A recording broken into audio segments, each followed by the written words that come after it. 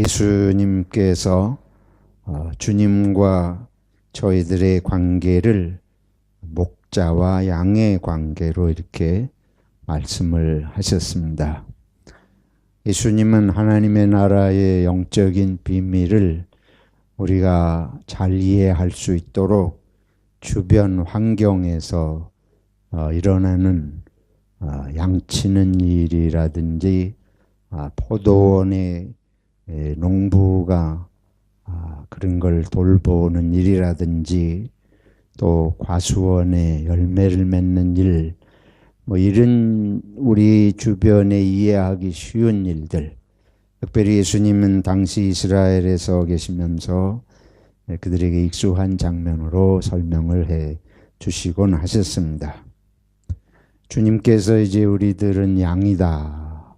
주님은 목자이시다. 근데 특별히 주님은 스스로 선한 목자라고 말씀을 하십니다. 그 까닭은 양을 위해서 자기 생명을 주시기 때문이다. 우리들을 주님께서 구원하시기 위해서 우리의 생명을 위해서 자신의 목숨을 주시는 것을 참되고 선한 목자라고 이렇게 표현을 하고 계십니다. 생명을 주는 것은 우리를 사랑하시기 때문이죠. 사랑 없이 생명까지 줄 수가 있겠습니까?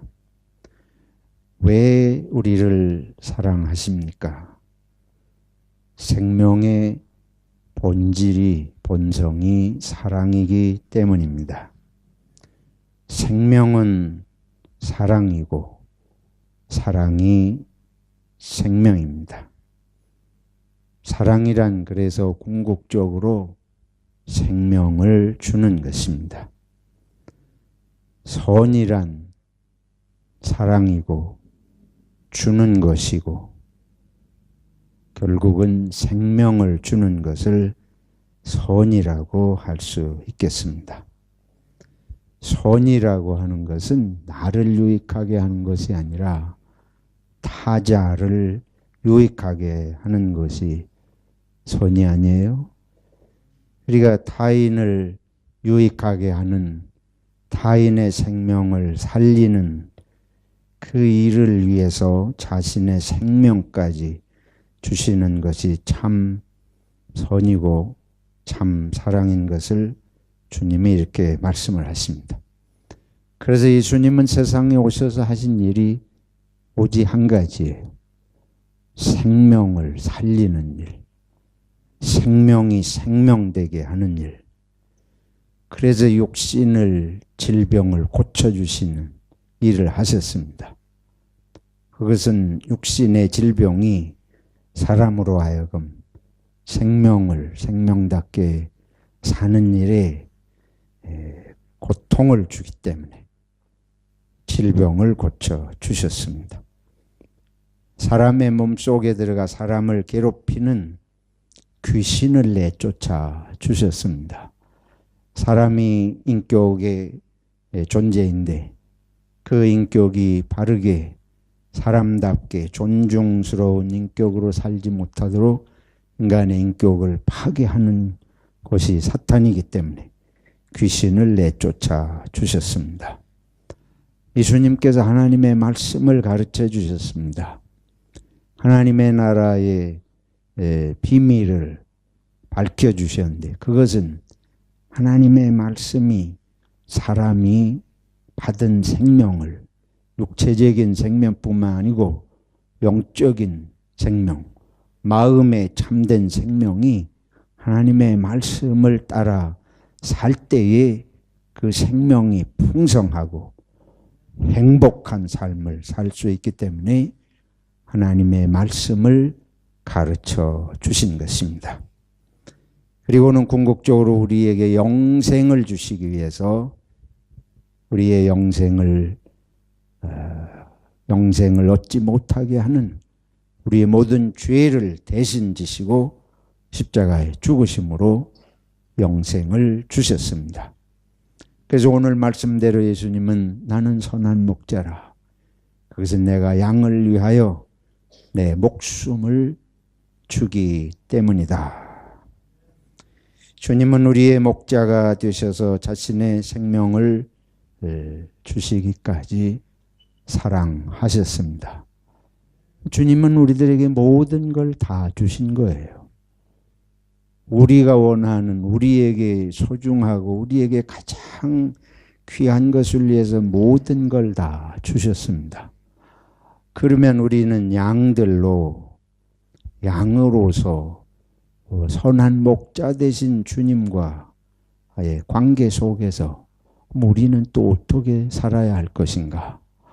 예수님의 삶은 나면서부터 죽으실 때까지 모두 주시는 삶이셨습니다.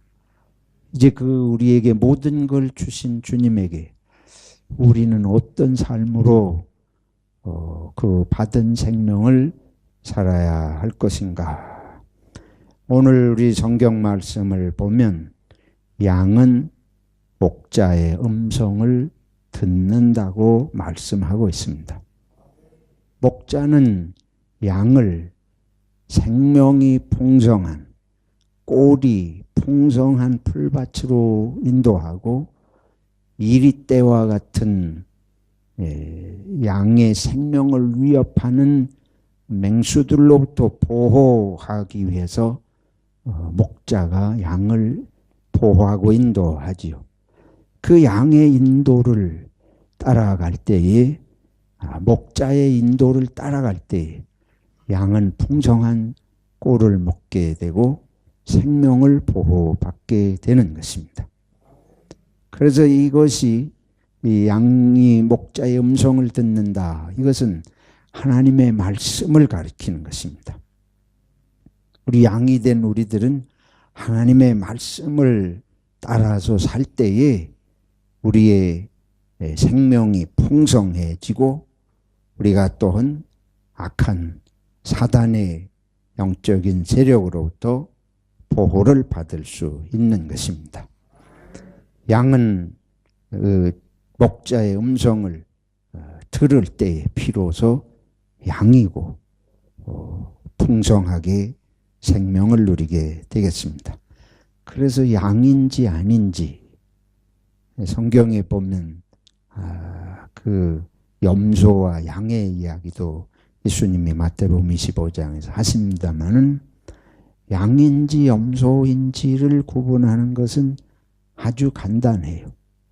오늘의 말씀대로 보면 목자의 음성을 들으면 뭐예요? 양이에요. 양이 아니면 목자의 음성을 듣지를 않는다. 그래서 오늘 본문 3절에 보면 문지기는 그를 위하여 문을 열고 목자를 말하는 거예요. 양은 그의 음성을 듣나니 그가 자기 양의 이름을 각각 불러 인도하여 내느니라. 오늘 읽지는 않았지만은 요한복음 10장 후반부에 가보면 25절에 이렇게 말씀하세요. 예수께서 대답하시되 내가 너희에게 말하였으되 믿지 아니하였도다. 내가 내 아버지의 이름으로 행하는 일들이 나를 증거하는 것이거늘 너희가 내 양이 아니므로 믿지 아니하는도다. 내 양은 내 음성을 들으며 나는 그들을 알며 그들은 나를 따르느니라. 내가 그들에게 영생을 주노니 영원히 멸망하지 아니할 것이요 또 그들을 내 손에서 빼앗을 자가 없느니라. 예수님은 당신의 양은 당신의 음성을 듣는다고 말씀을 하셨습니다. 칼빈은 어거스틴이 물론 예정설을 본격적으로 주장한 신학자이지만은 어거스틴의 이론을 이중예종설로 과격하다 싶을 정도로 발전시킨 사람은 칼빈입니다. 종교개혁 시대의 칼빈은 하나님이 구원하기로 예정한 자와 태초부터 창세 전부터 벌써 구원받지 못하고 멸망으로 버려질 자를 예정을 하셨다 하는 이런 이중 예정서를 강력하게 주장을 했습니다. 그런데 칼빈이 그렇게 그러면서 칼빈 스스로 이거는 아주 무시무시한 교리라고 스스로 그렇게 이제 그 기독교 강요에서 그렇게 표현을 해요. 근데 칼빈이 그런 이중 예정서를 주장하게 된 동기는 무엇이냐 하면 하나님의 말씀을 전하는데 어떤 사람은 그걸 믿음으로 받아들여요. 근데 어떤 사람은 아무리 해도 말씀을 받아들이지를 않아요. 그 현상을 보고 이거는 다르게 설명할 길이 없다. 같은 하나님의 말씀인데 어째서 어떤 사람은 그것을 받아들이고 어떤 사람은 같은 말씀을 어째서 아무리 전해도 받아들이질 않느냐. 그거를 거꾸로 성경을 더듬어 가면서 이건 하나님이 구원하기로 예정한 자와 버리기로 예정한 자를 있을 수밖에 없다. 그렇게 생각할 수밖에 없다는 그런 이제 주장입니다. 저는 거기에 크게 동의하지는 않습니다. 그러나 하나님의 말씀을 듣는 것이 구원의 절대적인 것은 분명합니다. 하나님께서 미리 구원받을 자와 버려질 자를 예정했다고 하는 것은 우리의 감각으로는 여러 가지 어려움이 있어요. 그러나 하나님의 말씀이 우리를 생명으로 인도하는 말씀이라고 하는 것은 거부할 수 없는 분명한 진리입니다. 그래서 우리들이 하나님의 말씀을 듣는 것이 생명의 길인데 예수님께서 가장 중요하게 여기신 게 뭐예요? 예수님께서 이 땅에 오셔서 가장 중요하게 여기신 것이 하나님의 말씀, 하나님의 음성을 믿고 듣는 것입니다. 그것은 왜 그러냐? 인간의 죄악의 시작은 하나님의 말씀을 소홀히 여기는 데서부터 시작이 됐습니다. 하나님께서 에덴 동산의 선악과를 이것을 먹으면 어떡한다? 죽으리라. 하나님의 말씀이 분명히 주어졌는데 아담과 이브가 그 하나님의 말씀을 소홀히 여긴 것이에요. 결국은 그 하나님의 말씀을 거역하면서 그들은 죄와 죽음의 길로 갔습니다. 그래서 예수님께서 이 세상에 오셔서 우리 마태복음 4장에 보면 예수님이 하나님의 일을 시작하시는 그 공생애를 시작하시면서 첫 번째가 시험이에요. 에덴 동산에서 아담과 이브가 시험을 받아요. 사탄이 다른 거 가지고 시험하지 않습니다. 아담과 이브를 뭐 다른 거 가지고 시험한 얘기가 없어요. 사탄이 아담과 이브를 시험한 것은 오직 한 가지입니다. 하나님이 말씀하신 것을 뒤집게 하는 그 시험이에요. 에덴 동산의 시험, 다른 시험이 있습니까? 아담과 이브가 넘어진 뭐 다른 얘기가 성경에 없어요. 하나님이 말씀하신 것을 뒤집게 만든 게 사탄의 유일한 시험이고 아담과 이브가 망하는 길로 간 유일한 것으로 기록이 되어 있습니다. 그러니까 그 사탄은 똑같아요. 예수님에게 와서 사탄이 시험을 해요. 그럼 돌이 떡이 되게 하라. 높은 데서 내려 뛰어봐라. 나한테 절을 하면 천하를 주겠다. 근데 예수님은 그 사탄의 유혹의 본질을 간파하신 겁니다. 이거는 뭐 돌이 떡이 되게 하는 높은 데서 뛰어내리면 천사가 떠받들고 사단에게 절을 하면 천하 영광을 지배할 수 있게 뭐 이런 거 해야지. 그건 다 다른 제목이지요. 어떤 사람은 돈이 목숨이에요. 어떤 사람은 국회의원이 되고 시의원이 되고 명예가 목숨입니다. 어떤 사람은 세상을 지배하는 권력이 목숨이에요. 그건 다 달라요. 사람이 자기가 원하는 게 뭔지 이건 다르지만, 근데 예수님은 그 핵심을 파악한 것입니다.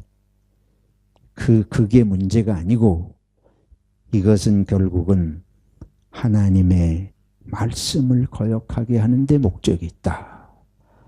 그래서 예수님은 뭐 돈의 유혹이 안 넘어가고 이런 얘기 아니에요. 나는 돈에 관심이 없다. 나는 뭐 명예에 관심이 없다. 이런 얘기가 아니라 궁극적인 건 예수님께서 보실 때 이건 속에서는 이 사탄은 겉에 보기는 이런저런 거 가지고 사람을 어떤 사람은 저걸로 걸어넘기면 넘어가고 어떤 사람은 저거로 하면 넘어지고 하지만은 핵심은 하나님의 말씀을 거역하게 하는 것입니다. 왜냐하면 하나님의 말씀을 거역한다는 건 하나님을 거역하는 거거든요. 그래서 예수님은 3번 다 무엇으로 들이대시느냐 하면 하나님의 말씀을 들이대는 거예요. 예수님은 사단의 시험의 아주 영적인 본질을 보고 계시기 때문에 그래서 넘어가지 않으신 거예요. 사탄아, 너는 결국은 나로 하여금 하나님을 거역하게 한다. 내가 나를 유혹하는 이 모든 것 속에는 내가 내 유혹에 넘어가는 날에는 결국은 너는 내가 하나님을 거역하는 것을 알기 때문에 그렇게 유혹을 해온다. 그래서 예수님은 하나님의 말씀으로 반격을 하신 것입니다. 사람이 떡으로만 살 것이 아니요 하나님의 입으로 나오는 모든 말씀으로 살아야 된다. 하나님을 시험하지 마라. 하나님 외에 다른 것을 경배해서는 안 된다. 오직 하나님만 경배하라. 이게 다 성경에 있는 말씀입니다. 성경에 있는 하나님의 말씀으로 예수님은 사탄의 유혹의 본질을 드러내고 물리치셨던 것입니다. 저와 여러분들이 성경에 무관심하면 우리는 생명의 풍성을 누릴 길이 없습니다. 우리가 하나님의 말씀을 묵상하고 하나님의 말씀을 실천하려고 하는 생각이 없이는 그리스도인으로서의 삶을 살아갈 길이 없는 것입니다. 다시 말해서 우리가 참된 행복의 삶을 살 길이 없고 생명의 생명다운 삶을 살 수가 없는 것입니다. 시편 1편에 복 있는 사람은 악인의 꾀를 쫓지 아니하며 죄인의 길에 서지 아니하며 오만한 자의 자리에 앉지 아니하고. 어떻게 그렇게 할 수 있어요? 얼마나 지혜가 있어야 악인의 꾀를 쫓지 아니하고. 여러분, 악인의 꾀를 말을 이렇게 해놓으면 금방 안 따라갈 것 같지요. 여러분이나 저나 악한 사람이 꾀를 가지고 이렇게 할 때 우리가 대부분 넘어가요. 대부분 넘어가요. 악인이 꾀를 가지고 사람을 유혹할 때에 그렇게 쉽게 안 넘어가. 저거 잘못됐다 이렇게 금방 알아차릴 만큼 그렇지 않습니다. 죄인의 길에 서지 아니하며. 누가 죄인인지 아닌지 어떻게 알아요? 죄인이 여러분을 유혹하면 여러분 더 잘 넘어갑니다. 왜냐하면 우리 속에 죄의 본성이 있기 때문에 입맛에 맞는 음식을 주면 배가 불러도 자꾸 먹듯이 죄라고 하는 것은 우리 입맛에 맞게 되어 있어요. 우리 욕심이 있는데 욕심을 자극하는 게 죄거든요. 선이라는 건 남을 위한 거예요. 죄라고 하는 건 자기를 위한 것입니다. 근데 이 세상에 어떤 사람이 남을 위해서 자기 위한 걸 포기하고 싶은 사람이 누가 있어요? 나한테 좋다고 그러면 즉각하게 마련입니다. 그래서 사람은 죄인의 길에 서지 아니할 자가 없어요. 악인의 꾀를 쫓지 아니할 사람은 아주 드문 것입니다. 오만한 자의 자리에 앉지 아니하고. 스스로 내려가서 앉는 사람 보셨습니까? 스스로 낮은 자리로 내려가는 사람이 없습니다. 저도 그러고 여러분도 그러고 우리는 끌어내기 전까지는 항상 높은 데로 올라가려고 그래요. 오만한 자의 자리가 우리가 원하는 자리입니다. 성경이 이렇게 표현할 때 나는 그거하고 상관없는 것 같지만 성경이 하는 말씀은 항상 우리의 중심을 꿰뚫는 말씀이에요. 그래서 언제든지 성경을 읽을 때 정신을 차리고 읽어야 됩니다. 이 말씀은 나의 중심을 향해서 지금 말씀하고 계신다. 오토기 악인의 꾀를 쫓지 아니하며 죄인의 길에 서지 아니하며 오만한 자의 자리에 앉지 아니할 수 있느냐. 오직 여호와의 율법을 즐거워하여 그 율법을 주야로 뭐하는 자로다. 묵상하는 자로다. 하나님의 말씀을 날마다 읽고 묵상하고 이 삶 속에서 어떻게 실천할 것인가. 내게 지금 일어나고 있는 일들이 이 말씀에 비추어 볼 때 어떤 것인가를 날마다 되새김질하고 짚어보기 전에는 여러분들과 나는 날마다 악인의 꾀에 빠지고 죄의 길에 서고 오만한 자리에 시달리면서 그걸 불나비처럼 추구하는 데서 벗어날 길이 없는 것입니다. 신명기 28장에 말씀하시기를 그러므로 네가 네 하나님 여호와의 말씀을 삼가 듣고 내가 오늘날 네게 명하는 그 모든 명령을 지켜 행하면 네 하나님 여호와께서 너를 세계 모든 민족 위에 뛰어나게 하실 것이라. 우리는 하나님의 말씀에 순종하고 이 명령을 지켜 행하는 건 관심이 없고 항상 우리가 관심하는 것은 여호와께서 너를 세계 모든 민족 위에 어떻게 하실 것이라. 뛰어나게 하셔. 이거는 기분이 좋아요. 근데 말씀은 별로 관심이 없잖아요. 내가 내 하나님 여호와의 말씀을 순종하면 이 모든 복이 내게 임하며 내게 미치리니 성읍에서도 복을 받고 들에서도 복을 받을 것이며. 말씀은 누구든지 자연스럽게 받아들이기 힘든 말씀이지만 이 말씀이 우리에게 생명의 말씀이에요. 이 말씀대로 우리가 순종하고 실천하면 우리의 생명이 풍성해지고 마음에 하나님이 사랑을 채워주셔서 우리 주님이 주시고자 하는 평화와 행복을 누리는 길을 가게 될 줄로 믿습니다. 말씀을 순종하는 것이 양인데 그럼 양들끼리는 어떻게 해야 되냐? 말씀을 순종한다는 게 무엇이냐? 목자는 우리에게 생명을 주시기 위해 자신의 목숨을 주셨습니다. 근데 나만 주님의 양이 아니잖아요. 주님은 오늘 말씀 속에서 내가 다른 데도 주님의 우리에 들지 않은 다른 양들도 있기 때문에 가서 구하러 전도하러 가야 된다. 이런 뜻의 말씀을 하셨지. 주님께서는 우리들에게 온 세상의 모든 족속에게 복음을 전하라고 말씀하셨습니다. 모두가 하나님의 양들이기 때문에 말씀하시는 것이죠. 그런데 그 양들이 우리가 함께 구원받은 우리 양들이 참 목자가 생명을 주셔서 당신을 위해서도 죽으시고 나를 위해서도 죽으시고 우리 모두를 위해서 죽으신 주님 앞에서 우리가 어떻게 살아야 할 것이냐. 한 가지입니다. 사랑하는 삶을 너희도 살라고 하시는 말씀입니다. 오늘 요한일서 3장 16절로 24절 말씀을 읽었습니다. 그가 우리를 위하여 목숨을 버리셨으니 우리가 이로써 사랑을 알고 우리도 형제들을 위하여 목숨을 버리는 것이 뭐하니라? 마땅하니라. 형제를 위해서 목숨을 버리는 것이 주님이 우리를 위해서 그렇게 하신 것과 같이 그것이 마땅하다. 얼마나 사랑해야 합니까? 목숨을 다하기까지 사랑하라고 말씀을 하십니다. 그의 계명은 이것이니 곧 그 아들 예수 그리스도 이름을 믿고 그가 우리에게 주신 계명대로 서로 사랑할 것이니라. 그의 계명들을 지키는 자는 주 안에 거하고 주는 저 안에 거하시나니 우리에게 주신 성령으로 말미암아 그가 우리 안에 거하시는 줄을 우리가 아느니라. 주님이 우리를 사랑하심으로 생명을 주셨듯이 우리가 한 주님 안에 형제 자매로 한 자녀로 부르심을 받았기 때문에 주님이 우리를 사랑하셨듯 서로 사랑하는 것이 마땅하고 그 사랑은 목숨을 버리면서까지 서로 사랑하라고 하시는 것입니다.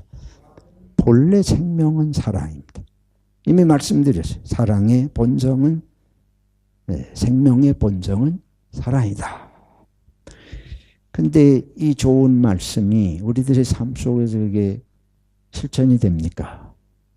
사랑이라는 말만 나오면 자신이 없어요. 마음이 오그라들어요. 할 말이 없어요. 근데 성경은 살아가면서 가장 불가능하게 느껴지는 이 말씀만 나오면 죄책감을 느끼지 않을 수 없는 이걸 어떻게 하라고 이 말씀을 하시나. 더구나 목숨을 버리기까지 다해서 사랑하라고 하시니 이 말씀을 어떻게 받아야 되는가. 오늘 몇 가지 우리가 사랑의 삶에 대해서 같이 좀 생각을 해보고자 합니다. 사랑은 그냥 되지 않습니다. 사랑은 절대 그냥 되질 않아요. 누구든지 나면서부터 본성적으로 사랑이 되는 사람이 있다. 그러면 예수님도 필요 이해하고 들으세요. 우리가 나면서부터 본성적으로 사랑하면 그 사람 죄를 지을 일이 없을 거 아니에요. 극단적인 예를 들어 드린 것입니다만은 사랑은 훈련해야 되는 것입니다. 저절로 되지 않아요. 반드시 훈련해야 됩니다. 그러면 어떤 것들이 사랑하는 삶의 실천을 위해서 필요하냐. 첫째는 성경이 말씀하는 것은 성령 받아야 됩니다. 사랑은 누구의 성품이에요? 하나님의 성품이에요. 하나님의 영이 누굽니까? 성령입니다. 그래서 성령을 받아야 하나님의 성품인 사랑이 우리 속에 작동할 수 있는 줄로 믿습니다. 초대교회가 사도행전 2장에 사도들이 성령 체험하잖아요. 성령 받았지 않습니까? 그러고 나서 3장부터 보면 사도들의 삶이 인생이 살아가는 방식이 아주 바뀌어요. 아주 다른 사람들이 돼요. 그거는 성령이 그들에게 역사함으로 그들의 성품이 하나님의 성품으로 역사가 일어나는 것을 말씀하고 있는 것입니다.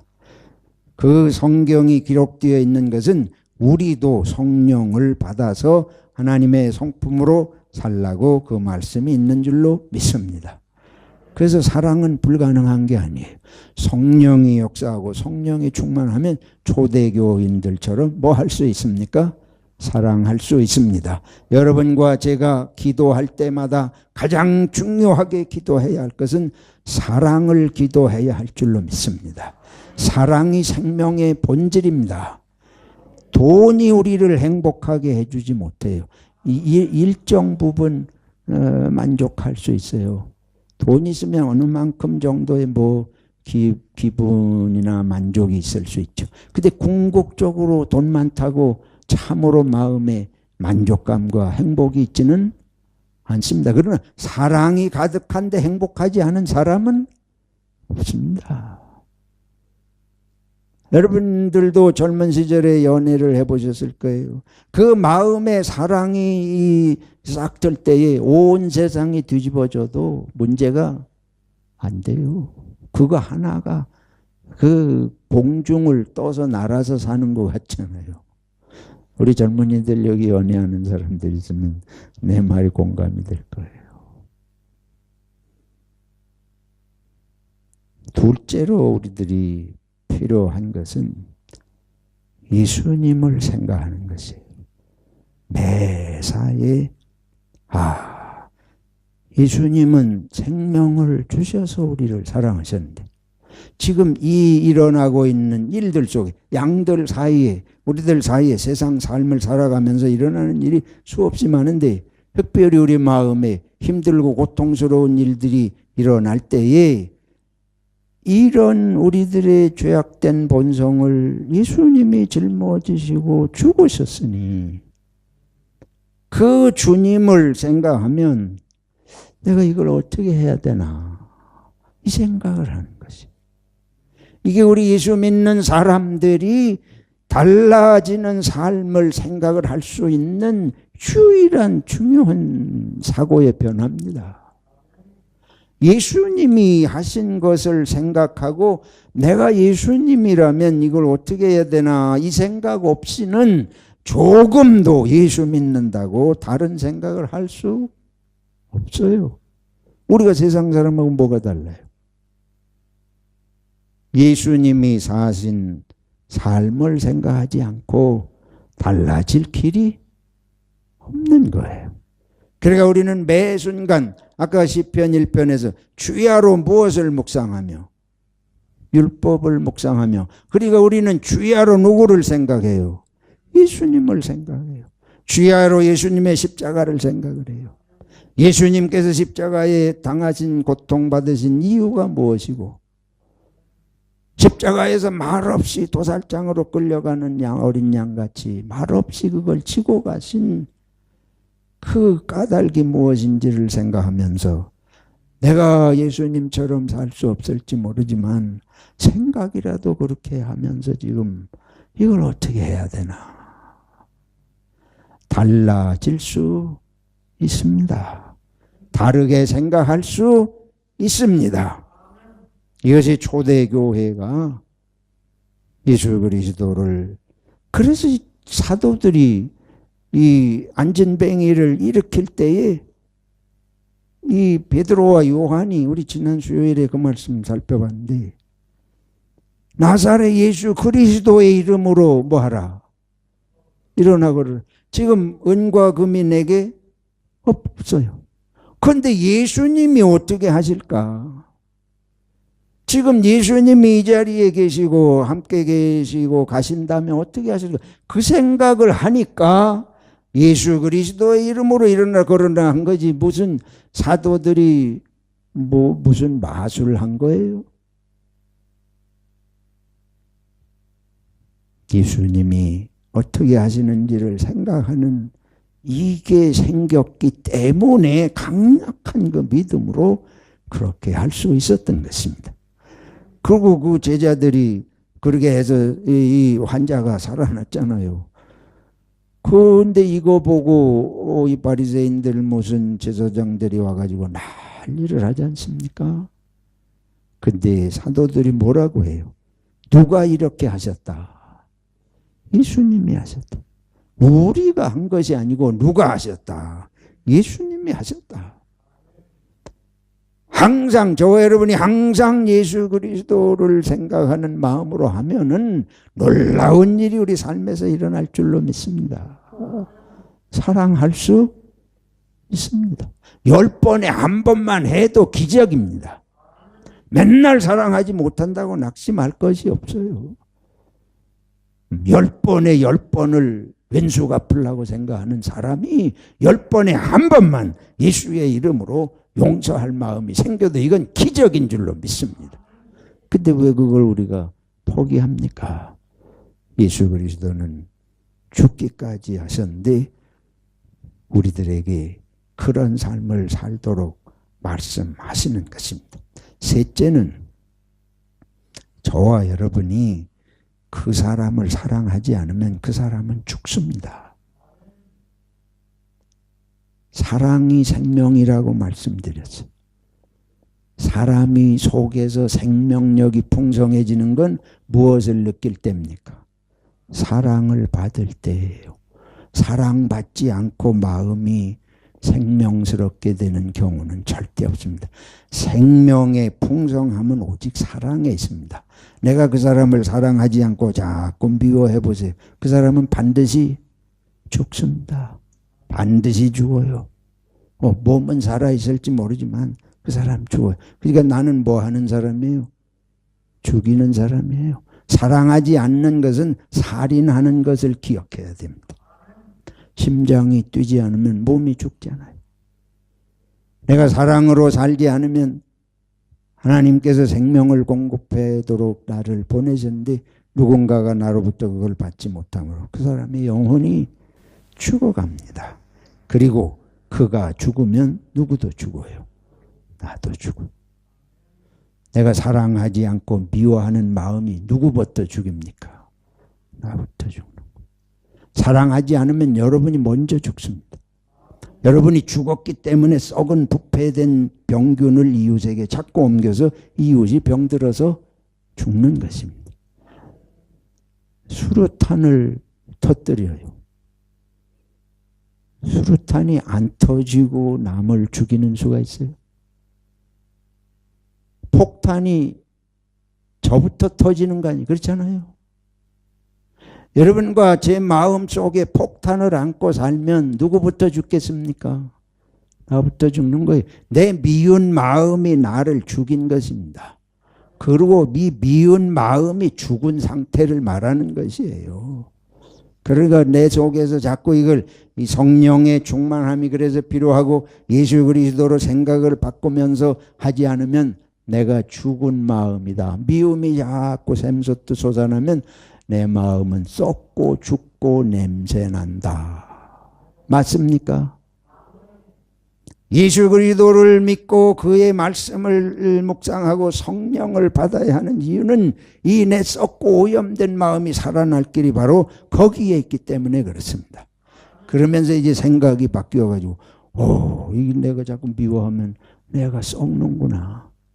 내가 부패해서 나를 먹는 사람마다 병 들어가지고 다 죽는구나. 그러니까 내 입에서 나가는 말이 사람을 다 죽이는 말이, 병 때리는 말이 나가게 돼 있잖아요. 그래서 사랑이 이게 부수적인 게 아니다. 사랑 없이 나나 당신이나 죽는다. 넷째로 우리가 생각할 것은 나를 객관적으로 보는 눈을 훈련시켜야 됩니다. 상대방이 나를 보는 눈을 가지고 그런 말 하잖아요. 역지사지. 거꾸로 뒤집어서 보는 거예요. 나는 저놈이 못되게 보여. 근데 그 사람이 볼 때는 내가 그럴 수 있다 하는 거. 항상 그 생각을 해야 돼요. 아침에 일하러 와서 한 데나리온 받았어요. 근데 보니까 저녁에 일하러 1시간밖에 일하지 않은 사람도 얼마나 받아? 1시간 받아. 그게 막 불평하잖아요. 근데 주인이 왜 저럴까? 이 주인이 착한 주인이에요? 악한 주인이에요? 착한 주인이죠. 그 다음에 저 사람이 자기 지금 1시간밖에 일 못해가지고 1시간만큼 일한 거 돈 가지고 가면 빵이나 지식구 먹여 살릴 수 있을까? 그 사람의 입장에 거꾸로 생각. 내가 내일 일거리 없어서 나를 불러주는 사람이 없으면 내가 어떨까? 금방 생각이 달라질 수 있습니다. 거꾸로 생각. 근데 내 입장에서 보면 나는 10시간 일했는데 저 사람은 1시간 일했는데 이거는 항상 내 입장으로만 생각할 때는 이건 불공평하다. 근데 거꾸로 보면 그렇지 않아요.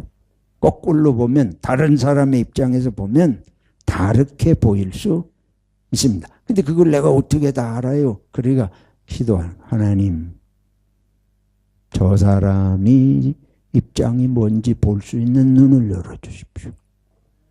지금 여기 안전뱅이가 있어요.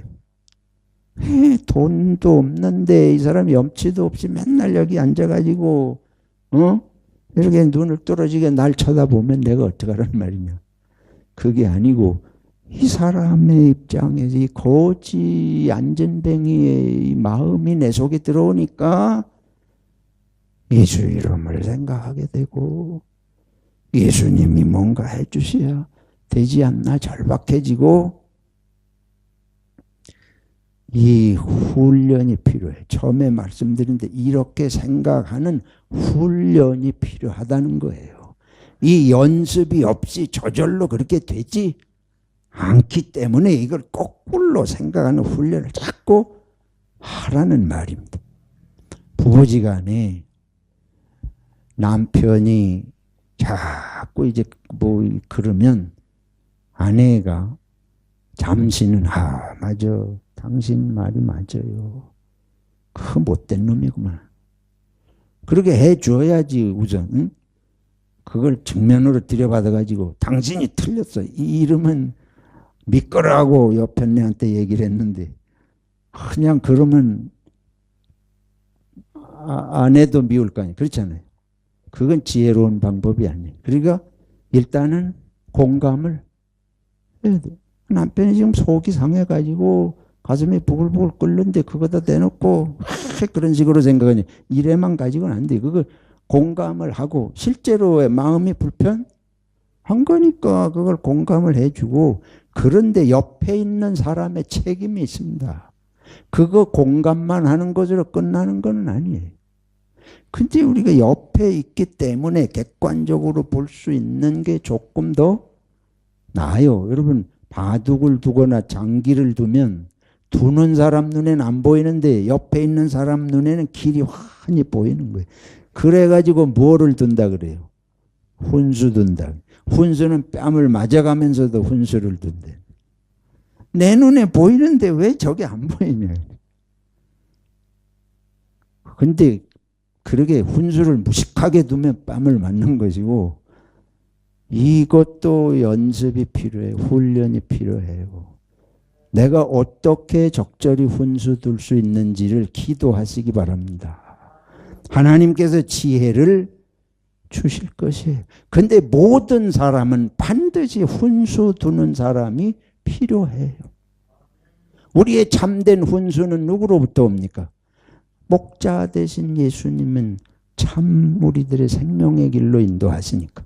근데 그 주님에게 기도하면서 그러나 함께 있는 사람이 적절한 훈수 둘 때에 잠언 31장에서 말하는 대로 현숙한 아내입니다. 지혜로운 남편이 될 수 있습니다. 근데 지혜롭게 해도 안 들으면 그거는 나쁜 놈이에요. 용서하시.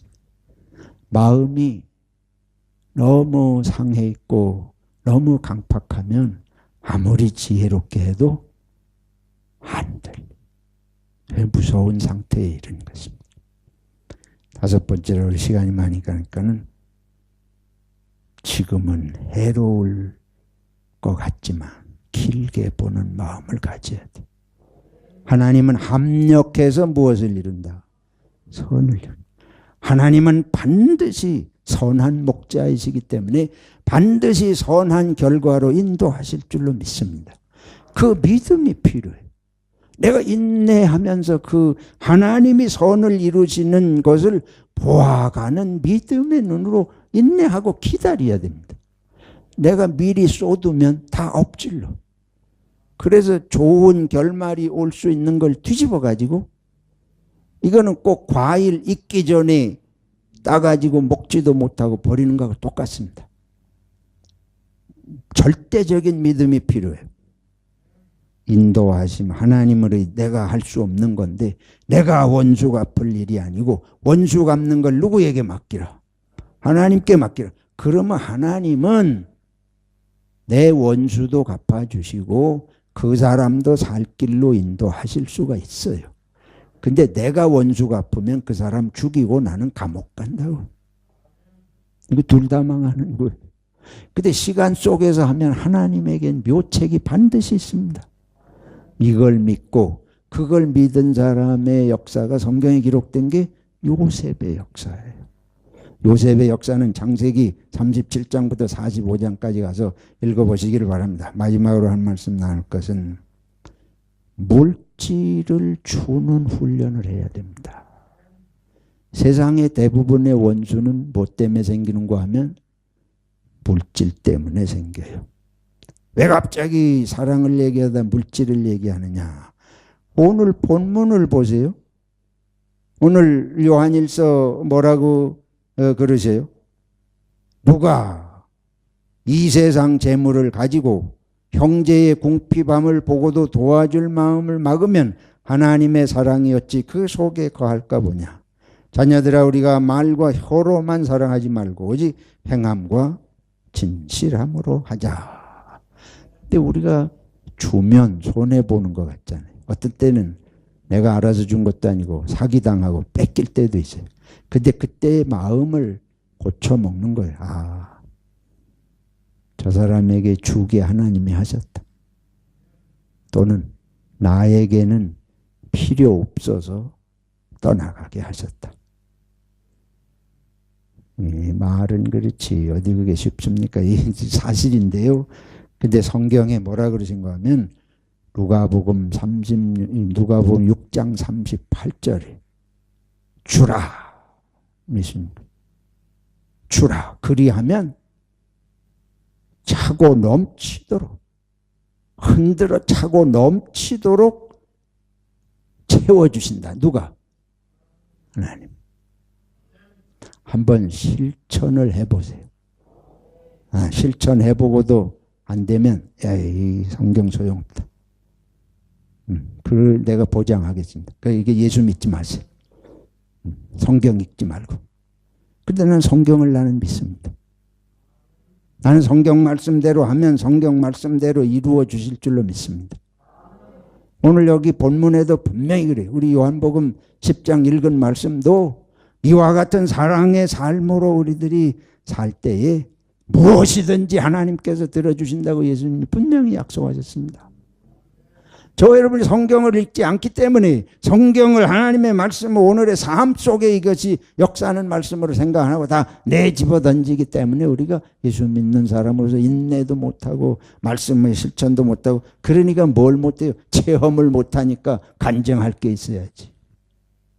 전도할 거리가 있어야지. 예수를 10년을 믿고 교회를 10년을 다녀도 할 말이 없어. 왜? 해본 적이 없잖아요. 해본 적이 없으니까 체험을 한 게 있어야지. 말씀대로 안 하고 가만히 예배당만 들락거리면 뭐 그거 전부 하나님이 알아서 해주는 식의 무당식의 우리들이 기독교를 믿기 때문에 널려있는 하나님의 말씀의 약속을 체험을 못합니다. 저는 수 없는 이런 하나님의 은혜를 체험을 하기 때문에 우리 집사람한테 물어보세요. 나는 평생 물질에 관심을 갖고 살아본 적이 없습니다. 내가 뭐 부잣집 아들이에요. 뭐 돈이 뭐 나면서부터 있습니까? 하나님을 믿고 의지하고 어디 가서든지 하나님의 약속하신 말씀 헌금하는 거, 이건 내 개인 고백이 여러분 그렇게 하라고 내가 강요 드리는 게 아니고 헌금하는 데 인색하지 마라. 다른 사람들하고 모였을 때에 돈 내서 사 먹이고 쓰는데 인색하지 마라. 그렇게 살아보세요. 하나님 반드시 채워주십니다. 그리스도인 된 사람들이 받기만 하고 하나님의 말씀대로 베푸는 일을 실천 안에서 공핍하게 살고 체험 없는 삶이 되지 않기를 바라면서 여러분들과 저의 생명이 풍성한 그리스도께서 생명까지 주시고 구원하신 우리 생명이 참된 축복과 평강의 삶이 되시기를 축원합니다. 하나님 아버지, 우리의 생명을 구원하시고 축복하신 하나님 감사합니다. 말씀을 따라 살고 사랑할 수 있는 심령을 축복해 주시옵소서. 예수님의 이름으로 기도하옵나이다. 아멘.